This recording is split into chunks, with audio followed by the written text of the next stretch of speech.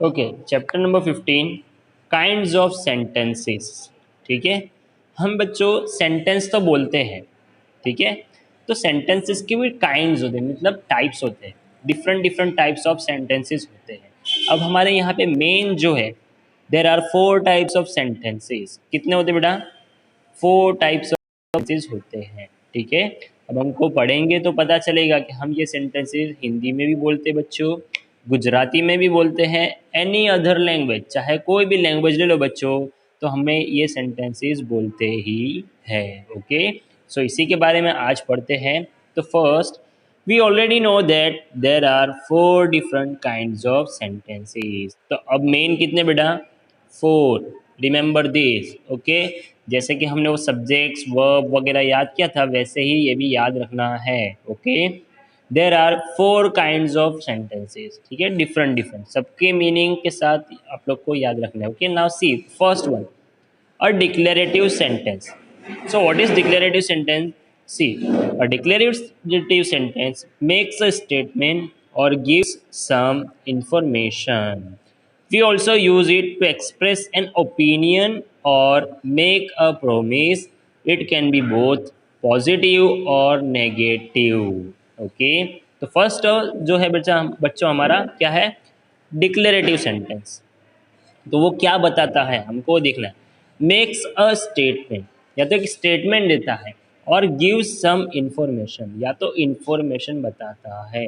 ठीक है, for example statement हो गया कोई कोई इंफॉर्मेशन, जैसे कि हमको पता चला इंडिया मैच जीत गई। तो इंडिया जो है मैच जीते तो क्या है बच्चों? ये एक इंफॉर्मेशन है। ठीक है, ओके।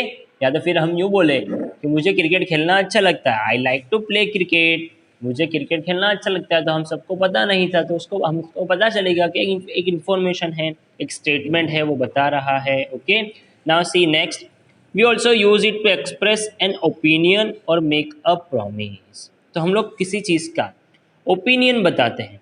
ठीक है, ओपिनियन मतलब बच्चों क्या हुआ? अपनी राय देना।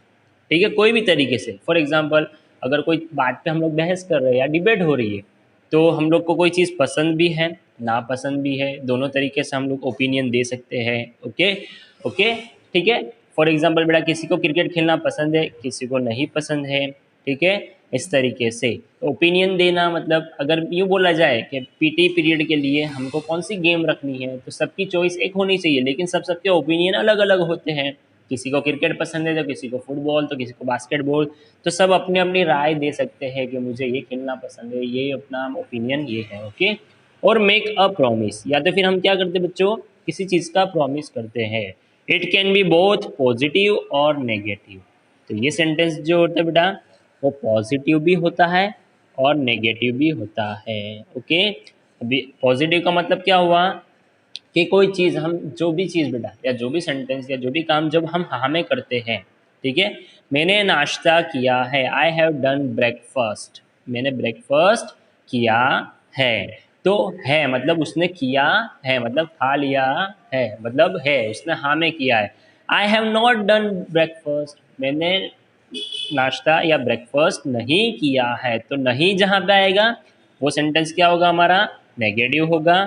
पॉजिटिव मतलब जहाँ पे है आएगा, जो काम हम करते हैं। I like to play cricket, I don't like to play cricket. मुझे क्रिकेट खेलना पसंद है, उसे अभी भी पसंद है बच्चों। देन नेक्स्ट, नेगेटिव बनाना हो तो I do not like to play cricket, मुझे क्रिकेट खेलना पसंद नहीं है। नहीं आ गया, तो नेगेटिव में हमेशा नहीं आएगा, जिसके लिए इंग्लिश में बेटा वर्ड है हमारा नहीं के लिए। कौन सा वर्ड यूज़ करते हैं हम लोग? नॉट को यूज़ करते हैं। ओके, तो वो नेगेटिव सेंटेंस हो गया। Now see, I like to play guitar on weekends. तो यहाँ पे एग्जाम्पल दिया गया, तो और यहाँ पे इंफॉर्मेशन भी दी गई है। Okay, I like to play guitar on weekends. Weekends मतलब बेटा जो सैटरडे संडे जो छुट्टी का दिन होता है हमारा, उसे वीकेंड्स बोला जाता है। तो उसे वीकेंड्स में गिटार प्ले करना, गिटार बजाना पसंद है।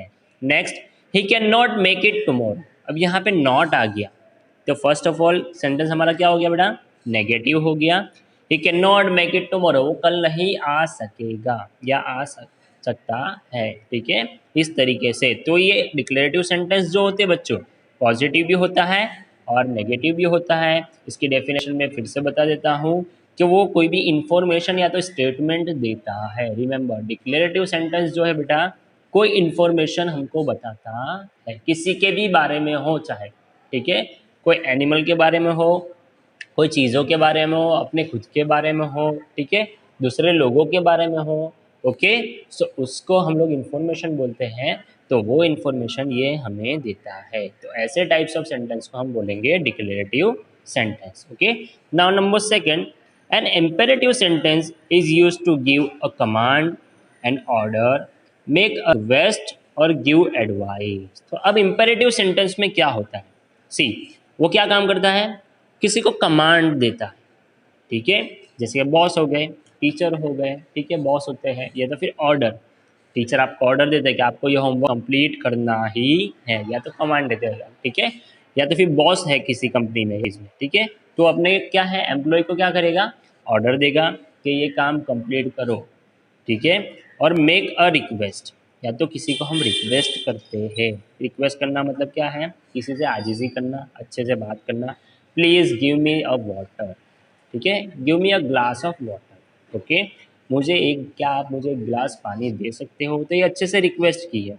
और गिव एडवाइस, या तो किसी को हम एडवाइस देते हैं, ठीक है, फॉर एग्जांपल किसी ने पूछा क्रिकेट खेलना अच्छा है या फुटबॉल खेलना, तो हम अपना अपना ओपिनियन बताएंगे, या तो फिर क्या करेंगे हम लोग, हमारा एडवाइस देंगे, नहीं तू ये खेल में अच्छा है तो तुझे ये खेल खेलना चाहिए। Okay, now see next, it is also use to give directions और इंस्ट्रक्शंस। तो ये किस लिए यूज़ होता है, उसके अलावा डायरेक्शन बताने में भी यूज़ होता है, या तो किसी चीज़ की इंस्ट्रक्शन बताने में, ठीक है। फॉर एग्जांपल डायरेक्शन का एग्जांपल मैं आप लोग को दूँ, आपको आके किसी ने रास्ता पूछा, तो रास्ता पूछने के टाइम पे हम क्या करते हैं, उसे रास्ता बताते हैं कि हाँ आगे जाना है, आपको राइट टर्न लेना है। तो ये सब सेंटेंसेस बेटा हम लोग जो बोलते हैं हिंदी में या चाहे इंग्लिश में ले लो, तो डायरेक्शन वाले होते हैं, तो वो सेंटेंस को हम लोग इम्पेरेटिव सेंटेंस बोलेंगे। ओके, सो नेक्स्ट हम देखते हैं बच्चों, see example, go to bed now, वहाँ पे कमांड किया उसे कि अभी के अभी सोने जाओ, या तो फिर ऑर्डर भी हम कह सकते हैं कि तुम्हारे मॉम ने, डैड ने क्या बोला कि अभी के अभी सोने जाओ, ठीक है। Next, go over the bridge and turn right, तो यहाँ पे क्या बताया जा रहा है बेटा, डायरेक्शन बताया जा रहा है, उसे रास्ता बताया जा रहा है। Go over the bridge, over the bridge means कि आप ब्रिज को क्रॉस कर लो, एंड टर्न राइट, उसके बाद क्या करो, आगे जाके राइट ले लो, के ब्रिज के आगे जाकर राइट ले लो। तो इस तरीके से बच्चों हम लोग, फिर रिक्वेस्ट का मैंने आप लोग को बता दिया, रिक्वेस्ट में हम लोग बेटा हम लोग हमेशा प्लीज़ का यूज़ करेंगे। किस चीज़ का यूज़ करेंगे बच्चों, प्लीज़ का, please give me a pencil, क्या मुझे आप पेंसिल दोगे, आपके पास पेंसिल नहीं है, क्लास में आए हो, या पेन नहीं है, please give me a pen, ऐसे करके। Okay, now number third, an interrogative sentence is use to ask a question. It is very simple. Interrogative sentence क्या होता है बच्चों, फॉर एग्जाम्पल ये किस चीज़ का निशान है हम लोग को पता होना चाहिए, सिंबल है क्वेश्चन मार्क का। तो जब भी हम क्वेश्चन पूछते हैं उसे हम इंट्रोगेटिव सेंटेंस बोलेंगे, रिमेंबर, ठीक है।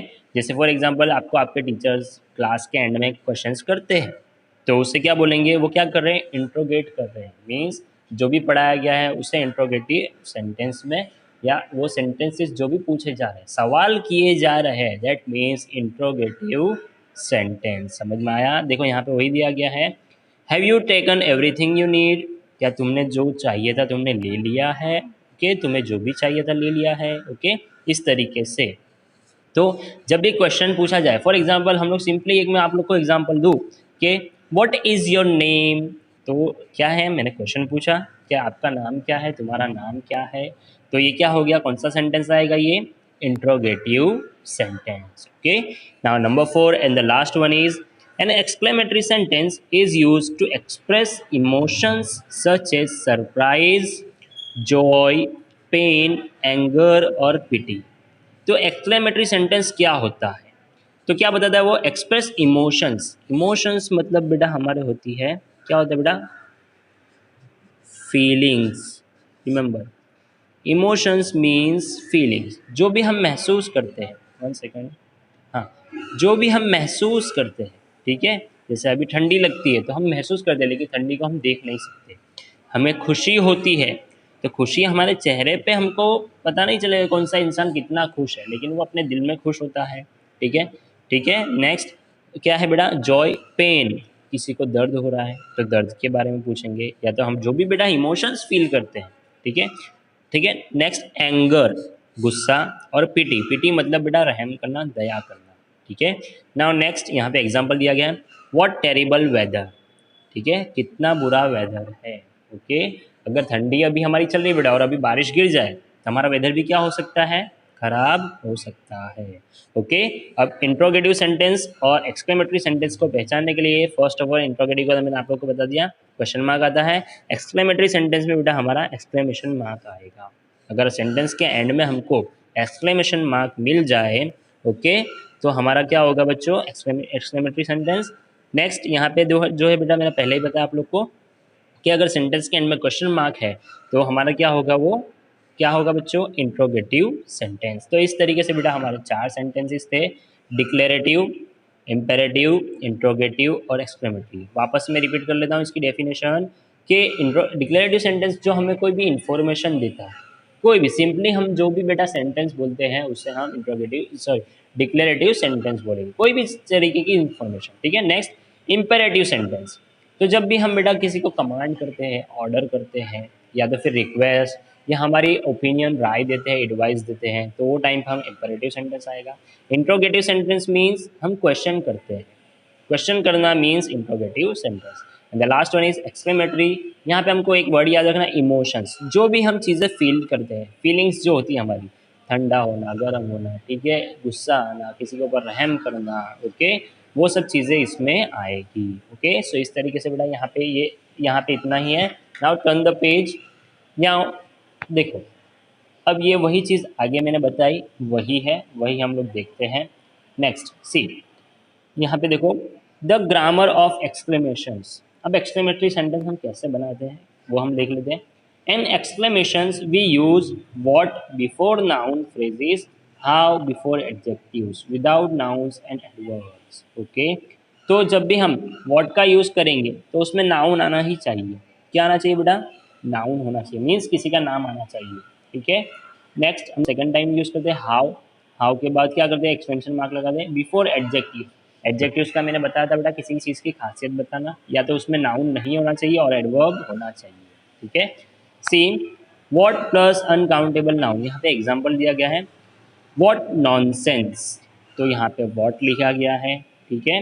अब यहाँ पे हाउ का एग्जांपल देते हैं, how plus adjective, how exciting, तो कोई खुश तो है लेकिन बहुत ज़्यादा एक्साइटेड भी है, तो वो टाइम पे, ठीक है। How plus adverb, how suddenly it rain, तो इसमें एडवर्ब है, वर्ब के अंदर हमने कोई चीज़ ऐड की है, इसमें नाउन वगैरह कोई चीज़ नहीं है। Okay, now see, we can place the what phrase before the verb phrase. We can place the what phrase before the verb phrase, तो वर्ब से पहले हम लोग व्हाट लगा सकते हैं। Okay, now see, what terrible dreams I had, what an idiot I have been, इस तरीके से। और लास्ट में क्या आएगा बेटा हमारा, ये एक्सक्लेमेशन मार्क आएगा। ओके, ठीक है। व्हाट अ गुड सरप्राइज, ऐसा भी बोल सकते हैं, खुशी के बारे में बता रहे बेटा, व्हाट अ गुड सरप्राइज ऐसा भी बोल सकते हैं। Okay, what a terrible day, आज बहुत ही बुरा दिन था, ओके, या उसे ऐसा महसूस हुआ था। ओके, तो इस तरीके से बच्चों हमारा चैप्टर यहीं पे फिनिश होता है।